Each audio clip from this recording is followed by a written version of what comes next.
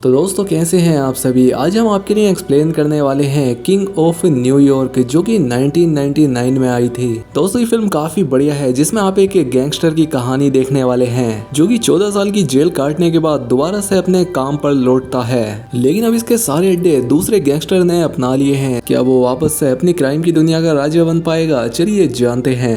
दोस्तों इस फिल्म की शुरुआत होते ही हम एक माफिया को जेल से रिहा होते हुए देखते हैं, जिसका नाम है फ्रैंक। फ्रैंक आज से 14 साल पहले न्यूयॉर्क सिटी में कई सारे अवैध धंधों का मालिक हुआ करता था, जिसमें ड्रग्स से लेकर प्रोस्टिट्यूट जैसे इलीगल काम शामिल थे, जिसके चलते उसे जेल जाना पड़ा था। लेकिन दोस्तों आज 14 साल के बाद वो वापस लौट रहा है। जेल से आजाद होते ही फ्रैंक बिना वक्त गवाए सीधा अपने जुर्म के अड्डे पर पहुंचा। लेकिन वो अपने अड्डे पर आकर देखता है कि अब उसके अड्डे पर कुछ चाइनीज और कोलंबियन ड्रग माफियाज ने अपना कब्जा जमा लिया है। साथ ही उन्होंने फ्रैंक के प्रोस्टिट्यूशन वाले धंधे को भी अपने कब्जे में ले लिया है। और साथ ही अब फ्रैंक का खौफ भी इस शहर में बिल्कुल नहीं रहा। वहीं दूसरी तरफ शहर में प्रोस्टिट्यूशन धंधे का कोलंबियाई मालिक एक पीसीओ में हड़बड़ाता हुआ फोन करने जाता है। लेकिन इतने में ही वहां पर कुछ लोगों ने आकर इसे गोलियों से छन्नी कर दिया। उसे मारने के बाद वो एक न्यूज आर्टिकल दिखाते हैं जिसमें लिखा था फ्रैंक आजाद हो चुका है। इधर होटल में जिमी नाम का एक आदमी टीटो नाम के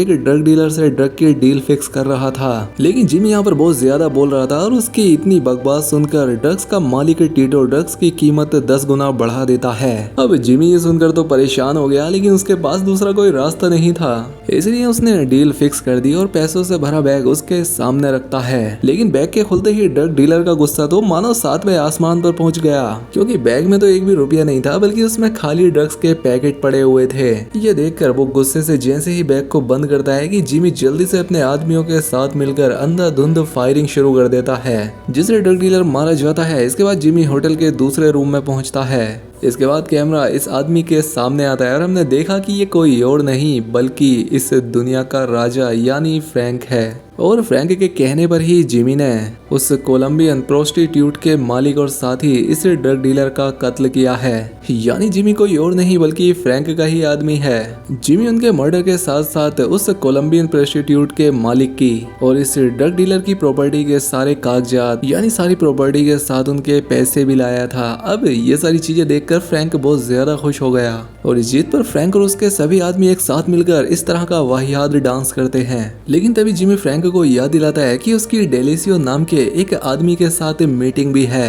और फ्रैंक भी डेलिसियो से मिलने के लिए काफी एक्साइटेड था। इसलिए ये लोग जल्दी से मीटिंग की लोकेशन पर पहुंचते हैं। इस जगह पर बहुत सारे पॉलिटिशियन, वकील और काफी बड़े बड़े लोग मौजूद थे।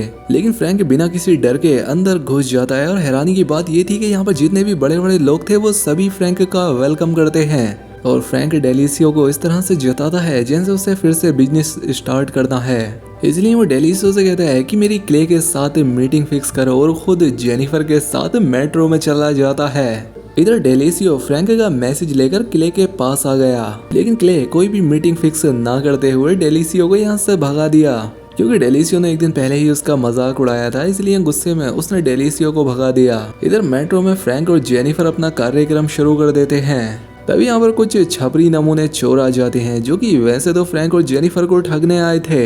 लेकिन जैसे ही इन्होंने फ्रैंक के हाथ में बंदूक देखी, इनकी हवा टाइट हो गई और चुपचाप यहाँ से निकल लिए। लेकिन फिर भी फ्रैंक ने इन्हें मारने की जगह कुछ पैसे दिए और एक होटल में मिलने के लिए बुलाता है। फ्रैंक भी वापस होटल में आ जाता है और उसे पता चलता है कि क्ले ने उसके ऑफर को ठुकरा दिया है। इसलिए फ्रैंक खुद ही क्ले से मिलने जाता है और वहाँ पर पहले से ही क्ले के कुछ लोग और उसके बिजनेस पार्टनर मौजूद थे। अब फ्रैंक खुद यहाँ आकर क्ले से उसके बिजनेस में शामिल होने को कहता है, लेकिन क्ले ने उसके बिजनेस में शामिल होने से मना कर दिया और साथ ही उसका मजाक भी उड़ाता है। इस बात से तो फ्रैंक की जान भुन गई। उसे गुस्सा आ जाता है और अपनी बंदूक निकालकर क्ले को यहीं पर भून दिया। वो तब तक क्ले को शूट करता रहा जब तक उसकी जान नहीं चली गई।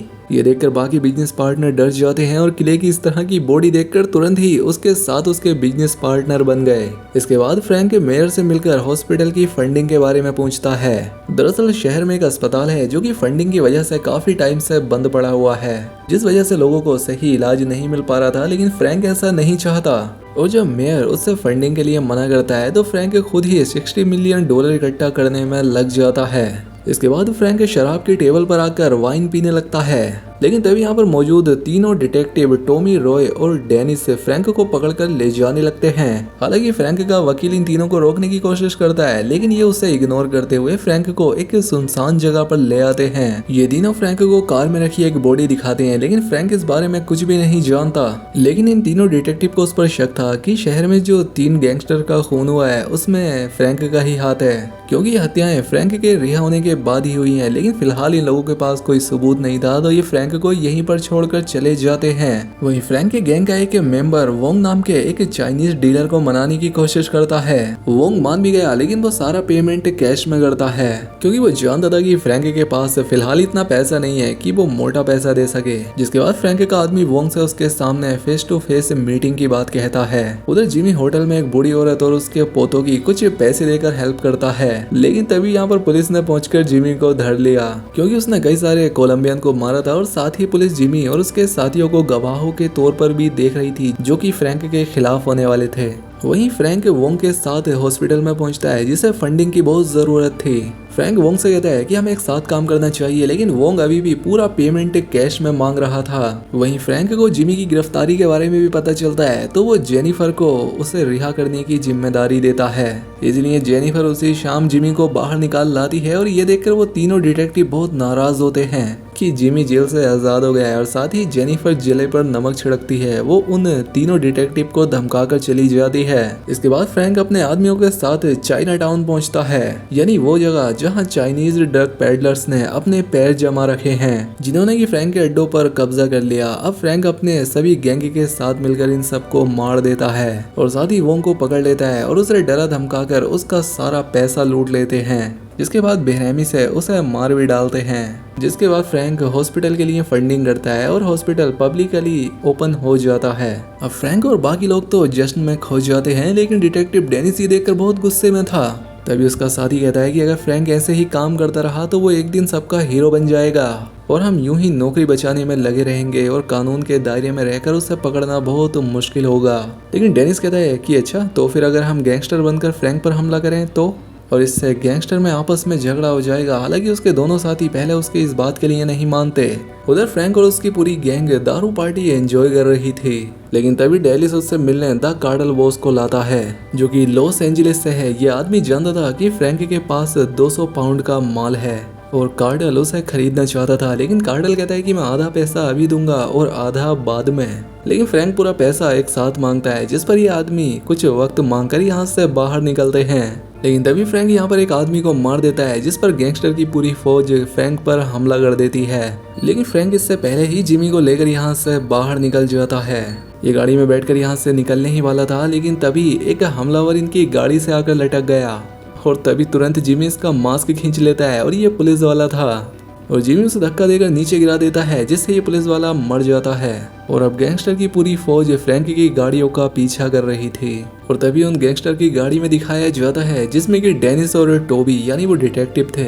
यानी ये गैंगस्टर्स नहीं बल्कि पुलिस वालों की फौज है। डेनिस और टोबी फ्रैंक की गाड़ी पर हमला करते हैं, लेकिन फ्रैंक इन्हें चकमा देने में कामयाब हो जाता है, और ये लोग उसे ढूंढते ही रह जाते हैं। लेकिन कुछ दूर आगे जाने पर फ्रैंक की गाड़ी का एक्सीडेंट हो गया, जिस वजह से अब डेनिस और टॉमी भी उसकी गाड़ी तक आ जाते हैं। लेकिन फ्रैंक और जिमी फायरिंग करते हुए यहाँ से किसी तरह निकल लिए। इसलिए अब टोबी फ्रैंक के पीछे जाता है और डेनिस जिमी के।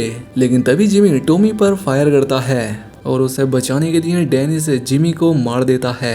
लेकिन डेनिस अपने दोस्त को भी नहीं बचा पाया, यानी टॉमी और जिमी दोनों मारे गए थे। डैनी टॉमी की मौत से बहुत टूट गया और अगले दिन उसके फ्यूनरल पर जाता है, लेकिन वो अपने आंसू नहीं रोक पा रहा था, इसीलिए वो यहाँ से निकल गया। लेकिन इससे पहले वो ज्यादा दूर जाता उसे भी शूट करके मार दिया जाता है। इसके बाद हम फ्रैंक को देखते हैं जो कि अपने हेडक्वार्टर में जाता है, जहाँ पर टेलिसियो को पकड़कर रखा गया था। टेलिसियो कहता है कि मुझे पुलिस को खबर देने के बदले बहुत पैसे मिले थे, इसलिए फ्रैंक अपने आदमियों से कहता है कि इसे इसके पैसों के साथ ही दफना दो। उसी रात रॉय डिटेक्टिव जो अपने घर पहुंचता है तो वो देखता है कि उसके घर में फ्रैंक पहले से ही है। फ्रैंक यहाँ पर अपने सारे गुनाह कबूल करता है, कहता है कि मैंने ही क्ले को मारा है क्योंकि वो चाइल्ड प्रोस्टिट्यूशन जैसे बिजनेस करता था, और साथ ही मैंने ही किंग टीटो और बाकी लोगों को भी मारा है। साथ ही फ्रैंक कहता है कि मैंने इन्हें यूं ही नहीं मारा, ये सब मरने के ही लायक थे, चाहे कानून ही क्यों उनके साथ ना हो। अब फ्रैंक रॉय को हथकड़ी से बांधकर यहाँ से जाने लगता है, कहता है कि अभी और लोगों को मारना है।